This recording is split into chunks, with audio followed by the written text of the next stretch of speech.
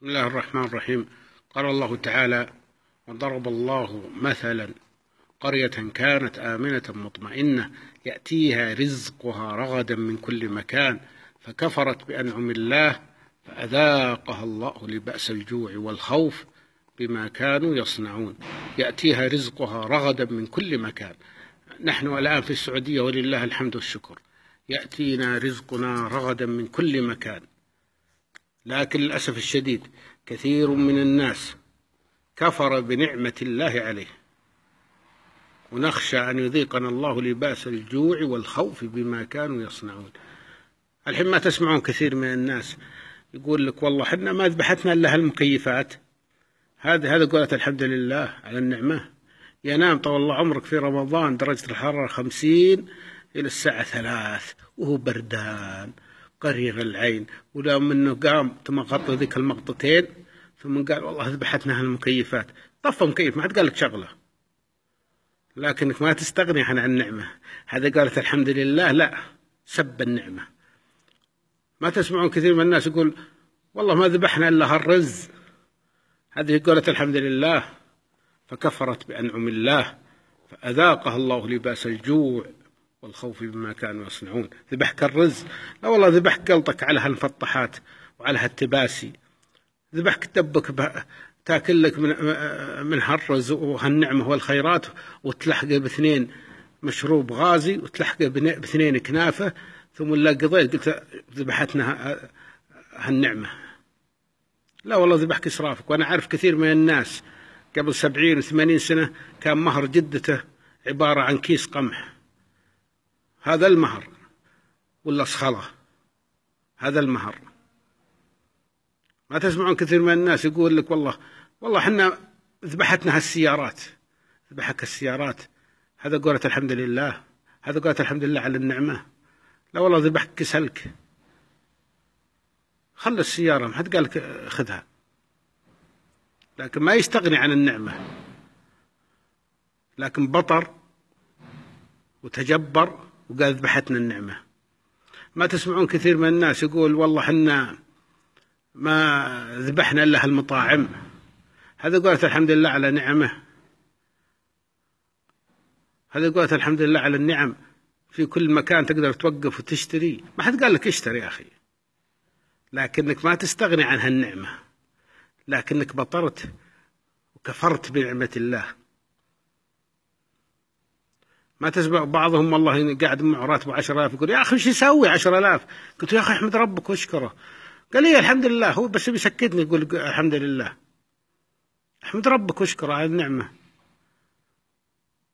واحد من الأولين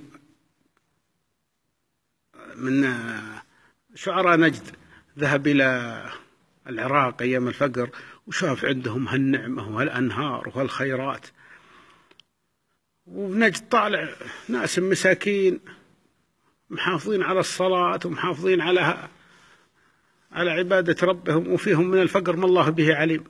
فاستغرب يوم راح هناك وشاف الكفر والنعمة.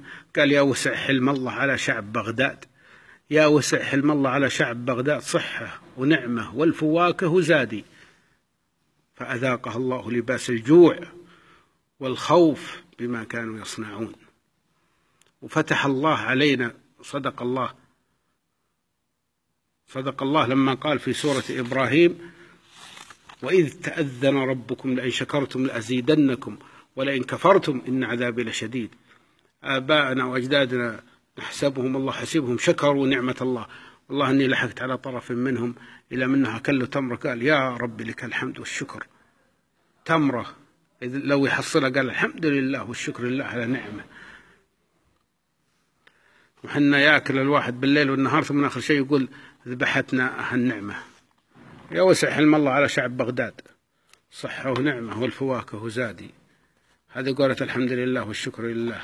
اسمع في سورة سبأ وشكر رب العالمين: لقد كان لسبأ في مسكنهم آية جنتان عن يمين وشمال كلوا من رزق ربكم واشكروا له بلدة طيبة ورب غفور. فأعرضوا فأرسلنا عليهم سيل العارم وبدلناهم بجنتيهم جنتين ذواتي أكل خمط وأثر وشيء من سدر قليل ذلك جزيناهم بما كفروا وهل نجازي إلا الكفور؟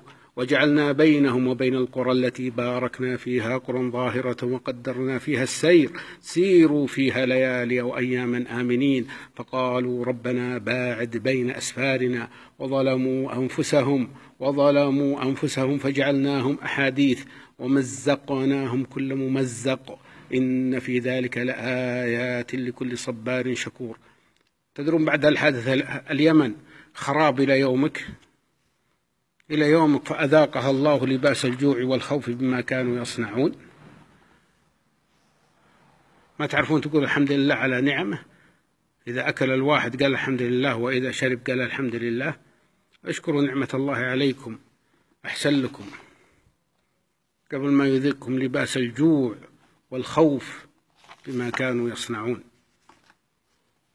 وإذ تأذن ربكم لئن شكرتم لأزيدنكم ولئن كفرتم إن عذابي لشديد.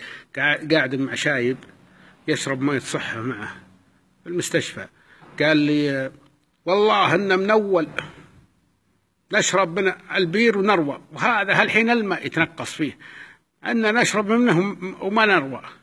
قلت هذا قولك الشايب العايب، هذا قولك الحمد لله على نعمة الله اللي الماء الزلال العذب بين يديك، أنت ما تشبع منه من زينة، ما تروى منه من زينة، من أول تشرب منه الهماج ويسد نفسك. هذا قولة الحمد لله والشكر لله.